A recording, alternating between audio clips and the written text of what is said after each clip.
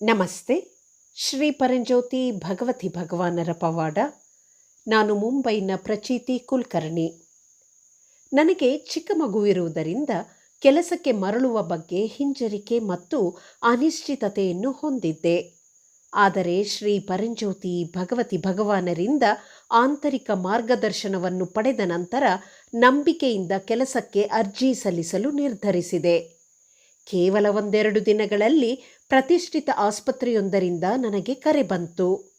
ಸಂದರ್ಶನವು ಅತ್ಯುತ್ತಮವಾಗಿ ನಡೆಯಿತು.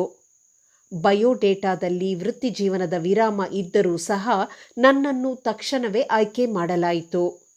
ಶ್ರೀ ಪರಂಜ್ಯೋತಿ ಭಗವತಿ ಭಗವಾನರ ಅಪಾರ ಅನುಗ್ರಹದಿಂದ ಆ ಆಸ್ಪತ್ರೆಯು ನನ್ನ ಮನೆಯ ಸಮೀಪದಲ್ಲೇ ಇದೆ.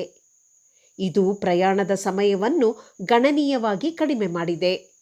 ಅದರಿಂದ ವೃತ್ತಿಜೀವನ ಹಾಗೂ ಕೌಟುಂಬಿಕ ಜವಾಬ್ದಾರಿಗಳನ್ನು ಸುಲಭವಾಗಿ ಸಮತೋಲನಗೊಳಿಸಿಕೊಳ್ಳಲು ಸಾಧ್ಯವಾಗಿದೆ.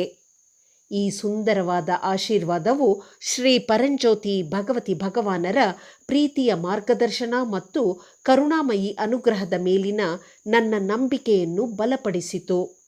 ಅವರು ಯಾವಾಗಲೂ ನಮಗೆ ಯಾವುದು ಉತ್ತಮವೋ ಅದರತ್ತಲೇ ನಮ್ಮನ್ನು ಮುನ್ನಡೆಸುತ್ತಾರೆ.